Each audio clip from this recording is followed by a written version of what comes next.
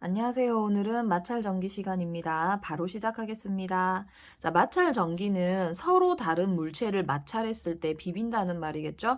그때 발생하는 전기를 말하는데 꼭 서로 다른 물체여야 됩니다. 서로 같은 물체를 이제 마찰했을 때는 마찰 전기가 발생하지 않아요. 그래서 서로 다른 물체를 마찰했을 때 발생하는 전기를 말하는데 이 마찰 전기를 다른 말로 정전기다라고 합니다. 정전기. 왜 정전기라 하냐 하면 이 전기라고 하는 것은 보통 저희가 이제 전류라고 하면은 흐른다라고 알고 있잖아요. 근데 이제 마찰 전기는 흐르지 않고 즉 이동하지 않고 한 곳에 머물러 있다라고 해서 정전기, 머물러 있는 전기 정전기다라고도 얘기를 하게 됩니다. 자, 그러면 마찰 전기를 이해하기 위해서 원자의 구조를 조금 알면은 훨씬 더 이해가 잘 되는데요. 자, 원자의 구조를 먼저 살펴보겠습니다. 자, 우리가 예전에 배웠는데 원자라고 하는 것은 원자 핵과 전자로 이루어져 있습니다. 그래서 원자는 원자 핵과 전자로 이루어져 있거든요. 자, 근데 이게 지금 원자 모형인데 원자 핵은 플러스 전하를 띠면서 중심에 있습니다. 원자 중심에 플러스 전하를 띠면서 움직이지 않습니다. 자, 이 중앙에 있는 게 원자 핵이에요. 그리고 원자핵 주위를 이렇게 돌고 있는 전자가 있습니다. 원자핵 주위를 전자가 돌고 있는데 전자는 마이너스 전하를 띱니다. 그리고 움직입니다. 원자핵은 중앙에 있는데 움직이지 않고 전자는 원자핵 주변을 움직입니다. 그래서 이게 이 마이너스 전하를 띠고 있는 것이 전자예요.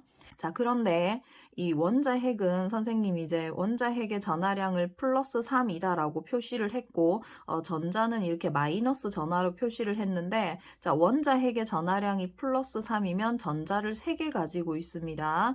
그럼 예를 들어서 만약에 원자핵의 전하량이 플러스 4다 그랬을 때는 전자를 4개 가지고 있어요. 자, 이렇게 원자는 원자핵의 플러스 전하의 양과 전자의 마이너스 전하의 양이 같아요. 그래서 플러스 전하도 가지고 있고 마이너스 전하도 가지고 있지만 그 양이 같아서 상쇄되기 때문에 전기적으로 중성을 띈다. 즉 원자는 전기를 띠지 않는다. 그것을 전기적 중성 상태다라고 얘기를 하게 됩니다. 그런데 이런 중성 원자가 자, 전자를 잃거나 얻을 수 있는데 전자를 잃거나 얻게 되면은 어떻게 되는지 한번 살펴볼게요. 자, 원자 모형을 다시 한번 보시면 원자 핵이 지금 플러스 3이라고 하는 전하량이고 전자가 이렇게 3개가 있습니다. 자, 그런데 이 원자가 만약에 이 전자를 하나 잃었다라고 한번 해볼게요. 자, 전자를 하나를 잃어버리면 원자 핵의 전하량은 플러스 3인데 전자의 전하량은 마이너스 2가 되는 거겠죠. 그래서 플러스 전하량하고 마이너스 전하량 중에 플러스의 전하량이 더 많습니다. 그래서 전자를 잃어버리게 되면 플러스 전하를 띠게 되는 것이고 자, 반대로 플러스 원자핵의 전하량이 플러스 3이고 전자의 전하량이 마이너스 3인데 자, 외부에서 전자가 하나 들어왔다라고 가정을 해볼게요. 그러면 이런 상황을 이제 전자를 얻었다라고 얘기를 하는데 전자를 하나를 얻으면 플러스 전하량은 플러스 3이고 전자는 마이너스 4가 되는 거잖아요. 그래서 플러스 전하량하고 마이너스 전하량 중에 마이너스 전하량이 더 많습니다. 자, 그러면 마이너스 전하를 띠게 되는 겁니다. 꼭 외워주세요.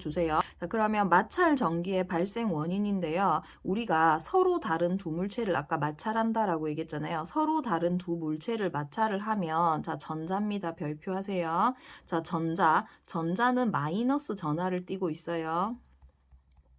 자, 마이너스 전하를 띠고 있는 전자가 한 물체에서 다른 물체 쪽으로 이동을 합니다. 그러면 중성 원자가 전자의 이동에 의해 가지고 전하를 띠게 되는데 자, 밑에 예를 한번 살펴보겠습니다. 자, 여기 빨대가 있고 그 다음에 털가죽이 있는데요. 빨대가 플러스도 2개, 마이너스도 2개 그러면 이제 중성 상태겠죠. 그 다음에 털가죽도 플러스 3개, 마이너스 3개면 지금 현재는 이제 중성 상태입니다. 그런데 빨대와 이제 털가죽 털가죽을 마찰을 하면 어떻게 되느냐 하면, 자, 털가죽에 있던 전자가 요렇게 이동을 한다라고 생각을 해볼게요. 자, 전자가 이동을 했습니다. 그러면 털가죽을 살펴보시면 전자를 하나 잃어버렸기 때문에 플러스 전화가 훨씬 더 많겠죠.